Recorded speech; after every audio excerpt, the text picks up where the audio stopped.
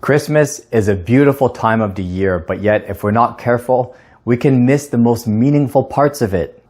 In the busyness of rushing, trying to get last minute things done, staying up till midnight, wrapping gifts, trying to finish all the shopping, we can end up running around like a chicken with its head cut off, trying to host, trying to cook, trying to please everyone at Christmas can leave us feeling exhausted and even empty inside. In this video, I want to give you 3 keys to having a meaningful Christmas. Hello everyone, my name is Mark. Thank you for stopping by the channel. Let's begin with the first key. Christmas is not about the presents, it's not about the music or the decorations, but Christmas is about a person. It's about Jesus. And of course, we all know this, right? But in the hustle and bustle of the season, we can forget about who it's really about. The stress and the noise of it all can drown out the wonder of Christmas, of how God became flesh and dwelt among us. The word Christmas literally means Christ's Mass, which is a worship service centered on Jesus. So how do we keep Jesus at the center of Christmas? Let me suggest 2 things that are so simple, but yet we often miss them. The first thing is going to church on Christmas Eve. Now I know that sounds a little bit crazy, but there's just something about getting together with God's people. To sing worship songs about Christ's birth, to listen to scriptures that tell the story of Mary and Joseph, the shepherds and the wise men, and then to listen to a good message from whoever the minister may be. As believers, we need that corporate gathering. I honestly don't know if I've ever missed a Christmas Eve service. It's so encouraging when you get together with God's people and you go with the intent of worshiping and celebrating His birth.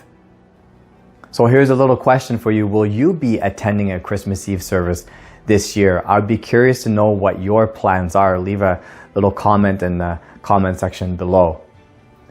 Okay, but what if you can't make it to church or you're not a part of a church yet? In this case, you can invite some friends over. Maybe have a meal together or have coffee and dessert. And take a few moments to read a few scriptures together and ask everybody just to take a moment to share about what they're thankful for. Maybe share a little devotional and take a few moments to pray. That's one way of keeping Jesus at the center. The other way to keep Jesus at the center is to just take a few moments to be alone with God on either Christmas Eve or Christmas morning and just take the time to reflect on who Jesus is and why He came to this earth and begin to thank God for the gift of giving us His Son. I know it all sounds so simple, doesn't it? But all too often we miss it because we're too distracted and too busy. Okay, here's the second key. There's more to keeping Jesus at the center than just going to church or taking time for personal reflection. Keeping Jesus at the center also involves connecting with people. Listen, you can't separate loving God with loving people. After all, what's the most important commandment in the Bible?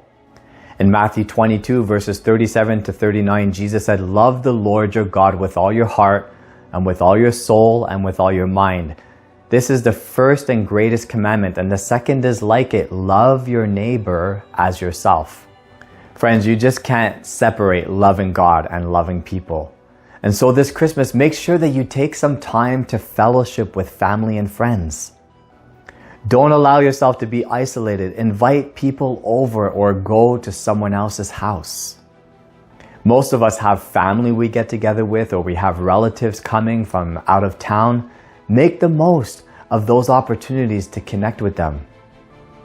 Don't get self-absorbed in your phone or video games or lost in your headphones. Talk to people, share, and connect.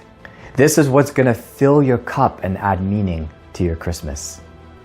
This Christmas Eve, which happens to be tomorrow after the church service, I'm having some friends over for coffee and dessert, and I'm so excited. How could I be so excited about something as simple as having friends over? Well, I guess that's just how God made us, right? He made us to find joy in each other. Christmas morning, I'm going to my wife's parents' house for breakfast. Then we're going to go back there in the evening and have a dinner together. And then on December 26th, I'm going to my wife's godparents' house. And I'm just looking so forward to spending that time with family and friends. I just love them so much, and it means everything to me. That fills my cup at Christmas. Here's the last key, number 3. Why do I struggle with this one? I struggle with it because being a blessing and loving people is not just a Christmas thing, but it's a Christian thing, right? But I would say do it all the more during this Christmas season.